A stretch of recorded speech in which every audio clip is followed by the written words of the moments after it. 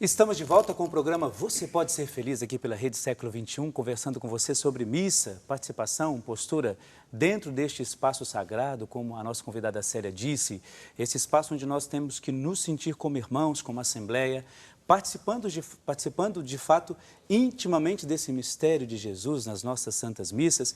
E é por isso que a gente hoje quer conversar com você sobre isso. Por quê? Porque às vezes as pessoas vão para a missa mascando chiclete, né? Tem muita gente que faz isso, acha que ali saiu do clube e entra na missa, não é bem assim, não é? E é importante que a gente frise estas questões, porque algumas pessoas ainda têm essas dúvidas básicas, e por isso a gente está aqui para conversar sobre isso, né? Falando com você destas possibilidades que nós temos. Agora, eu gostaria de, antes de começar o bate-papo, dar uma dica para você sobre um CD e um DVD, que daqui a pouco você já vê no seu vídeo, sobre do Ironi Spuldaro. Todos vocês conhecem o Ironi Spuldaro e ele tem um trabalho muito bonito de evangelização.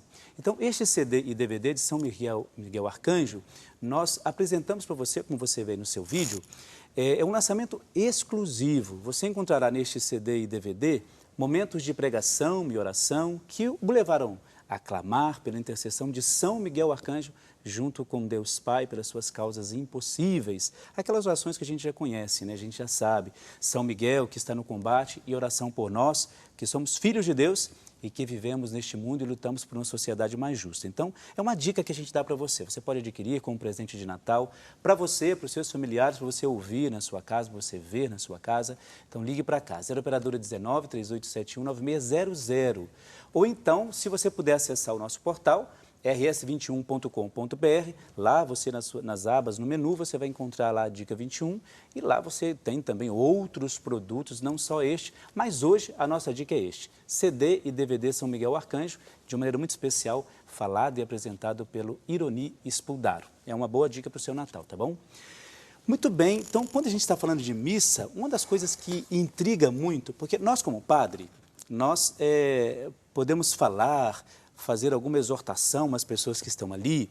Agora, vocês como leigas, né? A questão do silêncio na missa.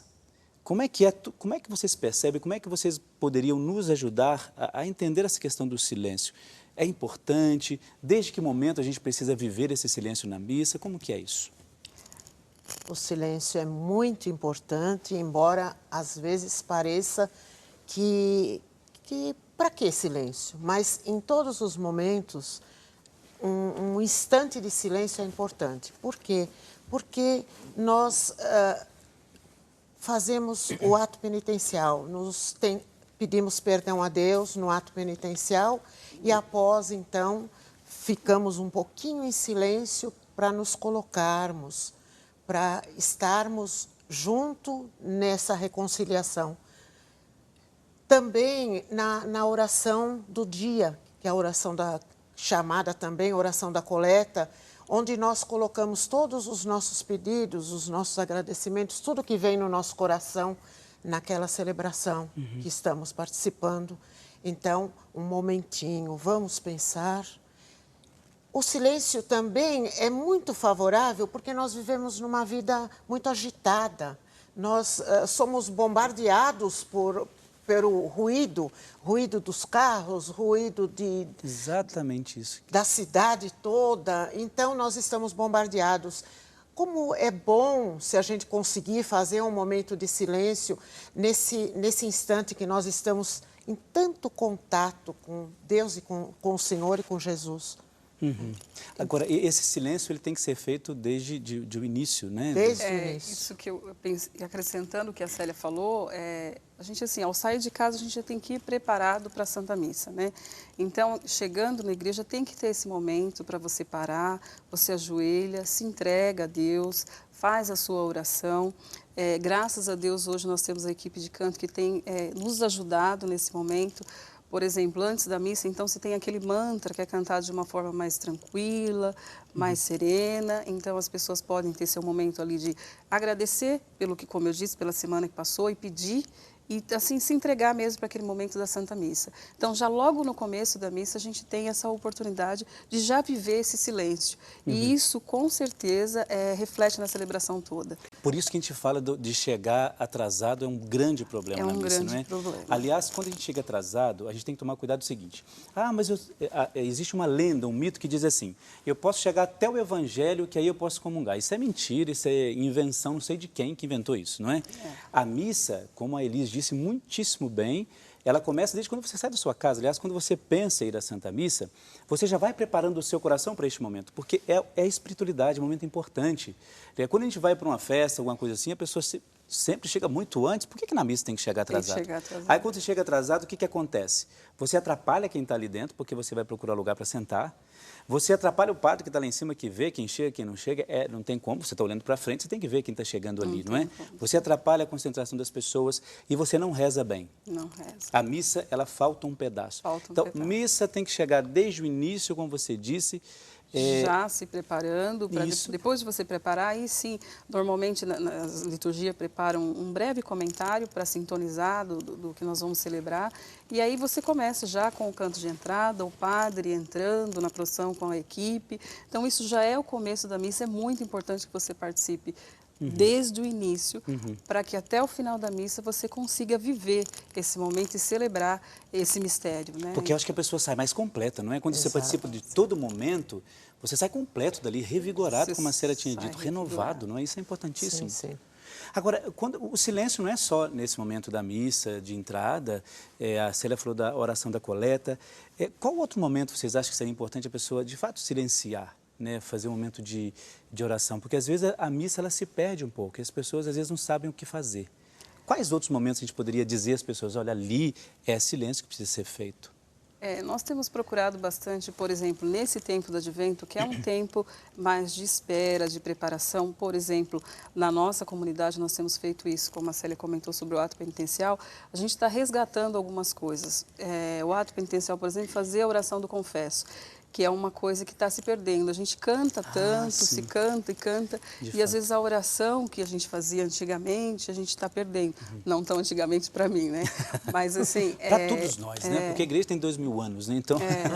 Então a gente está resgatando uma fórmula, inclusive, que existe no Missal Romano, que é a gente fazer a oração do confesso, aquele momento que todos se ajoelham, né? O padre dá uma pausa ali para todo mundo refletir sobre a falta, né? Sua falta que foi cometida, e aí você rezar a oração do confesso, o padre faz aquela absolvição e depois se canta um Kyrie ou reza-se o Piedade. Então, assim, rezando em silêncio, meio que a gente concilia um pouco as coisas, sabe? E tem sido muito bom, a Assembleia tem gostado muito, tem agradecido, né, para a gente ter tido essa iniciativa. E aí depois, para as ofertas também, a gente tem feito assim, que tem uma oração também que o padre faz no momento ali antes da consagração, né? A apresentação das oferendas. A apresentação das oferendas. Então, nós também temos feito assim, de uma maneira mais silenciosa.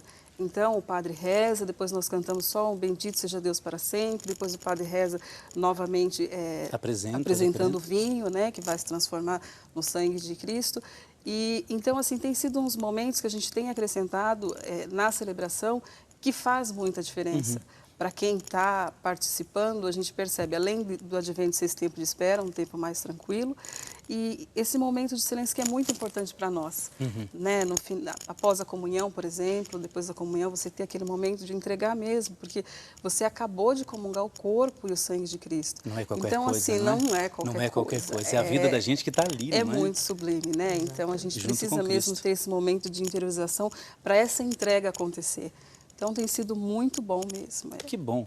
Olha só, tá vendo como que as coisas ficam mais claras para a gente? Você que está acompanhando aí, você pode ser feliz. Como é bom a gente saber que a liturgia, que a nossa Santa Missa, é um momento de fato de entrega da nossa parte, porque a gente já celebra ali alguém que se entregou completamente, que é o próprio Jesus. Então, você também tem que fazer a sua entrega, né? E esse momento, por exemplo, de logo após a comunhão, as pessoas às vezes ficam olhando o padre lá completar, fazer a purificação, ficam olhando outras coisas e a pessoa esquece daquilo que é essencial.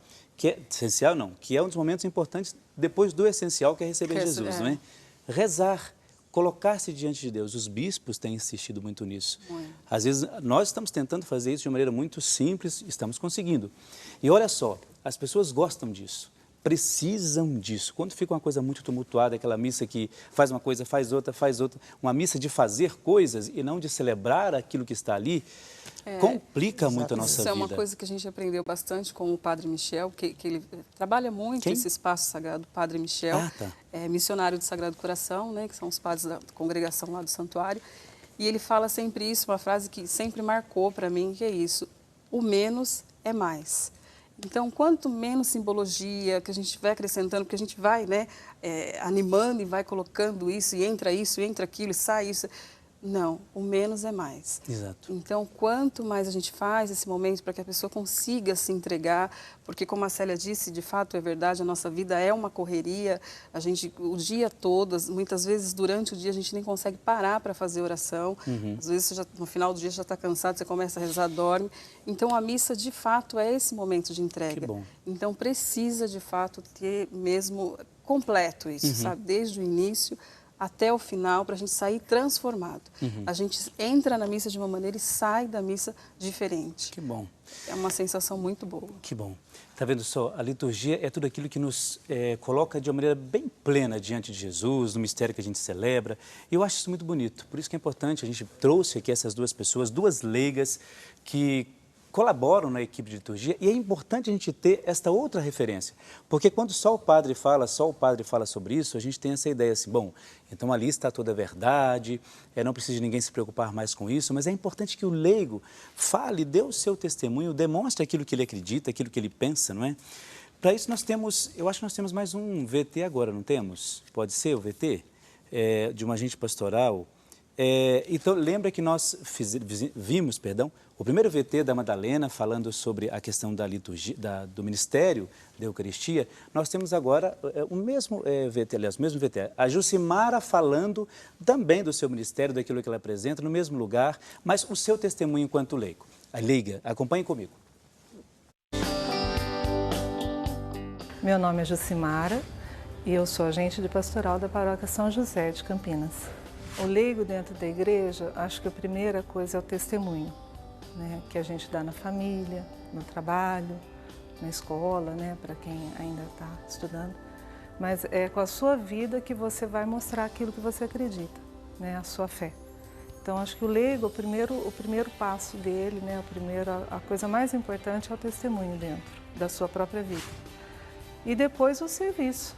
Né, você poder ajudar o outro, você ser canal da graça de Deus, né, que a partir do momento que a gente se alimenta da Eucaristia, você está sendo canal da graça, você tem que partilhar, você tem que levar isso para os outros, né, não pode ficar só para você. Então, eu acho que o papel do leigo principal e auxiliar também a igreja, né, fazer com que a igreja cresça, porque só os padres acho que não dariam conta, né, acho que a mão de obra do leigo ali no caso auxilia bastante também.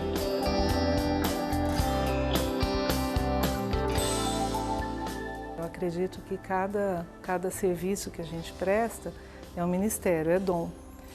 E da mesma forma, como diz a parábola dos dons, né, que você recebe a moeda e tem que multiplicar, eu acredito que quando você recebe e você não partilha isso, é como se você enterrasse aquele dom. E a partir do momento que você partilha, você está multiplicando. Então, quanto mais você partilha o que você recebe de Deus, os seus dons, em forma de ministério, você vai aumentando mais isso, né? Então, eu sempre ligo esse serviço a essa parábola. Eu acho que ajuda a gente a entender um pouco mais a palavra, a crescer, né, como cristão, como ser humano.